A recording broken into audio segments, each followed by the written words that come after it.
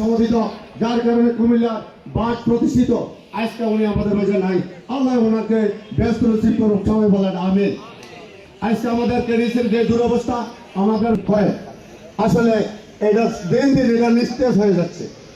তার কারণ আছে, আজকে নির্বাচন সময়কালীন আমরা এগুলো এখন বলবো না, তাই এখন এই কেডিসিসি এটা আবারও পুনরুজ্জীবিত হবে ইনশাআল্লাহ। আমি এটাকে আবারও আপনাদের মাঝে তুলে ধরা উন্নয়ন সম্বন্ধে আজকে 6 নির্বাচনের সাথে আমাদের নেতা যুক্ত হয়েছে।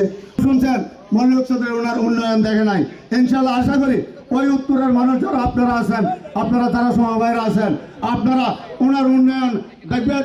উনি মুখে যাই বলে উনি কাজ তাই করে। আপনারা ইতিমধ্যে দেখেছেন আমার কুমিল্লা আমার স্বপ্ন, উনি একটা বই মোচন করেছেন। ইনশাআল্লাহ আপনারা এটার ফলাফল পাবেন। মনোযোগ চৌধুরী সাহেবকে দানের শেষ প্রতীকে ভোট দিয়ে জয়যুক্ত করুন এবং তারুণ্যের রঙে তারেক জিয়ার হাতকে শক্তিশালীত করুন। এই আহ্বান রেখে আমি আমার বক্তব্য এখানে শেষ করছি। আসসালামু আলাইকুম ওয়া রাহমাতুল্লাহি ওয়া বারাকাতুহু।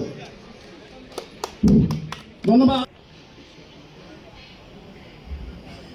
সম্মানিত সমবায় ভাইরা, আজকের এই অনুষ্ঠানে সংগ্রামী সভাপতি উপস্থিত, আপনাদের আপনজন, আমাদের কুমিল্লার কৃতি সন্তান জনাব মনিরুল হক চৌধুরী উপস্থিত, কুমিল্লা সিটি কর্পোরেশনের জননন্দিত সাবেক মেয়র মনিরুল হক সাক্কু সহ আজকে যে সমবায় ভাইরা আছেন, আসসালামু আলাইকুম।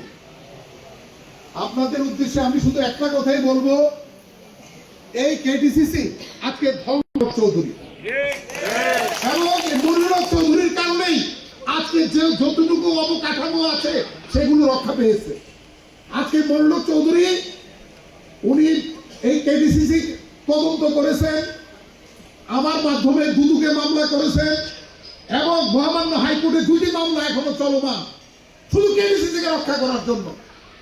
এবং এই সকল করতে গিয়ে উনি কি কোনো সমবায় ভাইরা বলতে পারবেন যে 1টি টাকা কেউ আপনারা দিয়েছেন? উনি নিজের অর্থায়নে নিজের পরিশ্রমে এইগুলো করেছেন।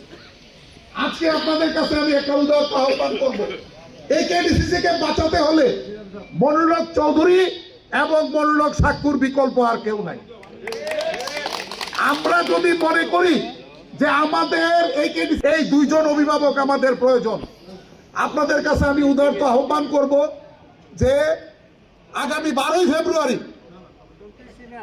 আসন্ন জাতীয় সংসদ নির্বাচন, সেই নির্বাচনে মনিরুল হক চৌধুরী আমরা দিব। আমরা কি ওনাকে দেওয়ার কিছু নাই? আমরা প্রতিটা সমিতির নিচে 100 জন, উপরে 500 জন পর্যন্ত সদস্য আছে। হাজার হাজার প্রতিনিধিত্ব আমরা করি।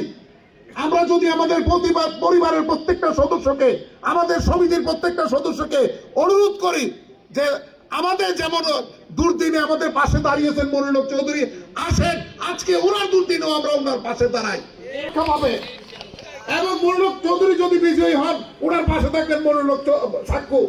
তা আপনাদের কাছে আমি উদারত আহ্বান করব যে আগামী 12 তারিখ আপনারা দয়া করে মনিরুল হক চৌধুরীকে ধানের শীষ প্রতীকে ভোট দেবেন। আর আজকের প্রধান অতিথির উদ্দেশ্যে আমরা বলবো যে আপনি কেডিসি সম্পর্কে সবকিছু জানেন, আপনার জন্যই কেডিসিসি রক্ষা পেয়েছে।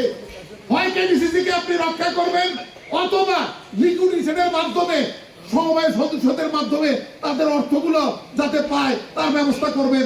এই প্রত্যাশা রেখে আমি আমার বক্তব্য শেষ করছি। আল্লাহ হাফেজ।